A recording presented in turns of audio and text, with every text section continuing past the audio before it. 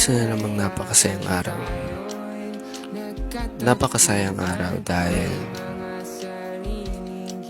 napuno ng kasiyahan ang oras na nilaan. Oras na punong-puno, kasiyahan, kantahan, ng kung anong treat magawa.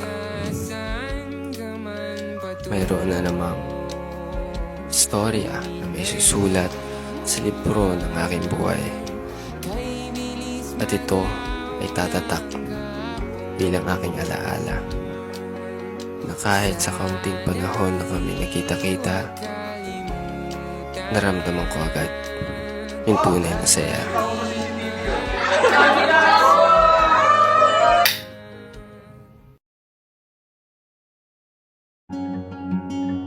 These memories will stay with